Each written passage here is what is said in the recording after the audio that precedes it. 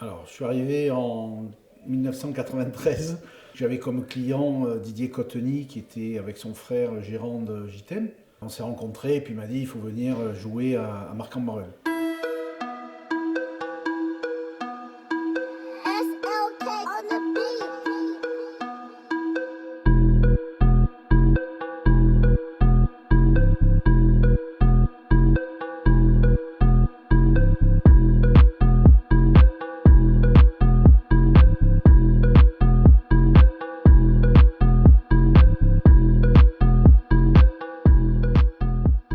Marc-en-Barœul en 1992 jouait l'accession en Fédéral 3 à l'époque. Enfin, ça s'appelait 3e division. Et je leur avais dit, si vous montez, effectivement, je signerai. Alors, ce n'était pas le coup de dire de jouer la vedette, mais c'était le coup de dire de jouer à un niveau avec des arbitres qui sortent du giron régional. Et voilà. Donc, j'ai commencé effectivement à la saison 1993 à Marc-en-Barœul en 3e division, où on n'a fait qu'un aller-retour, puisqu'on a pris des raclés à tous les matchs. Voilà, ça a été mon premier baptême rugbyistique avec le Nord. Je me souviens d'un 100 à 4 ou 5 à Versailles. Je me souviens d'une bagarre générale. À l'époque, c'était à Saint-Denis. Enfin voilà, c'était des épisodes un peu où on avait un peu une équipe fantôme à cette époque-là. Une équipe de copains, mais j'allais dire, au niveau des performances, on était un peu léger, quoi. 2006, c'est la montée en Fédéral 2. C'était pour un club, j'ai une image. Au mois de septembre 2006 ou 2007, je ne sais plus exactement, on prend 50 pions à Nantes avec des gifles. Je vois la vidéo du match. Devant l'arbitre, on prend des gifles, enfin, une tuerie, et on prend 50 pions. Au match retour, c'est ici, sur ce terrain-là, on gagne 23-21.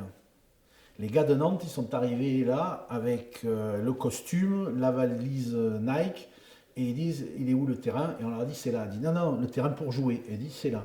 Donc ils sont arrivés comme ça, et ils sont repartis là contre les jambes, la cravate à 10 mètres, et le sac Nike, ils le portaient, ils le faire rouler. Voilà, c'était ça, c'était cette image du tout est possible. Tout est possible quand on a envie et quand on se donne les moyens de ses ambitions. Et c'était une bande de gamins qui arrivaient de nulle part, qui avaient joué dans aucun grand club, puisqu'ils avaient été formés à Marc pour la plupart du temps. Et ils avaient tapé Nantes, qui avait à l'époque 16 ou 17 contrats pro, quoi. Moi, j'ai joué deuxième ligne. Gauche ou droite, je jouais deuxième ligne. J'ai commencé ma carrière numéro 8. Et puis au fil des ans, je suis descendu au chaud en deuxième ligne, quoi. Je suis né à Marseille en fait parce que la famille de mon père est marseillais. J'ai commencé à la Seine puisque j'étais en sport-études à la Seine. J'ai joué jusqu'en 2000. Donc j'avais 40 ans, je jouais encore en première et puis je me suis arrêté parce que un match un peu rude, j'ai pris un coup de godasse avec fracture du plancher orbital. Je suis revenu, ma femme a eu peur, mes enfants ont eu peur. Donc j'ai dit, bon, je vais arrêter un peu les conneries maintenant. Voilà. Donc j'ai arrêté à 40 ans et puis je me suis occupé des gamins. 2010, décès de notre cher Didier Cotteny. Sa femme, j'étais en Italie, à 6h du matin, qui me téléphone en me disant, c'était un lundi, Didier est décédé, et tout de suite elle m'a dit, il faut que tu le remplaces comme président. Bon, déjà, je ne croyais pas à cette disparition, parce que Didier, c'était un monstre du club, quoi. J'ai pas eu le temps et j'ai même pas eu l'envie de dire non. J'ai dit ok, quoi, sans trop savoir ce qui m'attendait. On a une équipe, on a des joueurs, on a des bénévoles. Enfin, c'est une grande famille. C'est d'où le slogan Olympique Marcois, plus qu'un club, une famille. Je suis content parce que ce slogan-là, il est toujours d'actualité. J'ai trouvé à Marc quelque chose de différent, une volonté de s'investir j'allais dire, pour continuer à transmettre le flambeau. Je crois que le mot, si on peut résumer tout ça, c'est le mot continuité. Et l'illustration, la meilleure illustration de tout ça, parce qu'il y a des discours et après il y a les faits, c'est la formation reconnue en delà des frontières du Nord, et même au-delà des frontières au nord de Paris. Il n'y a jamais eu de rupture dans une catégorie à l'Olympique Marcoux Rugby. Jamais. Les fondations de l'Olympique Marcoux Rugby, elles ont 50 ans, mais chacun qui est passé par là a des responsabilités, mais même le bénévole ou même le joueur, il est investi de cette mission de dire « Ok, je prends, je reçois, et puis je transmets ». Voilà. Quand on vient à Marc, on comprend vite les choses. On voit et on comprend vite les choses. On comprend comment ça se passe.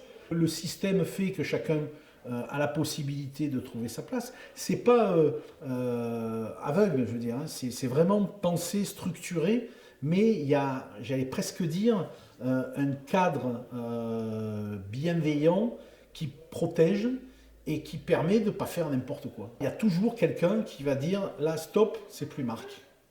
Voilà.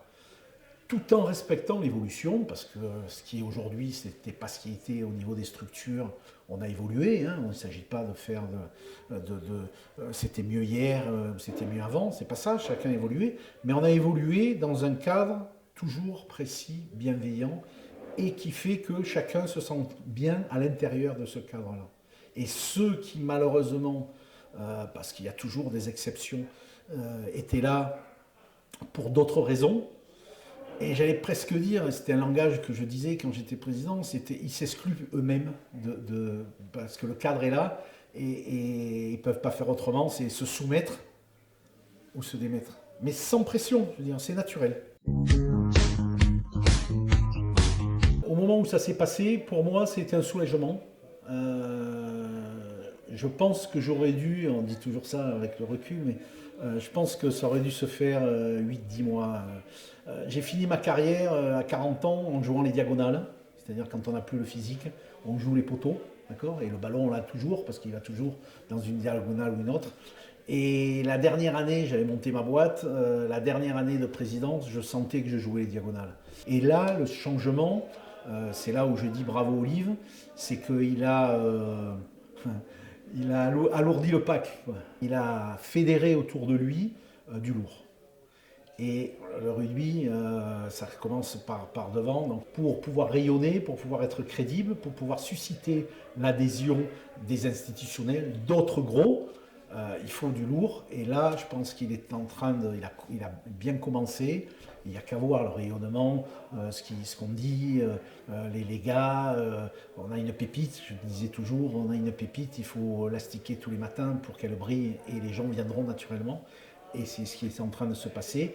Et je pense qu'Olivier a apporté cette accélération dans le polissage de la pépite.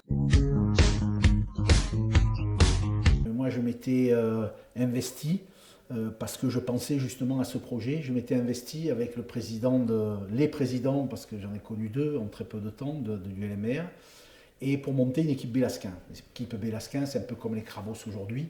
C'était l'élite des juniors des équipes de fédérales. Et aujourd'hui, il y a 3 garçons qui se jouent en équipe première à l'Olympique Marcoux Rugby, qui sont issus des Bélasquins. Et je me dis, si chaque année on avait eu 3, depuis 10 ans, ben le groupe de première, il serait là.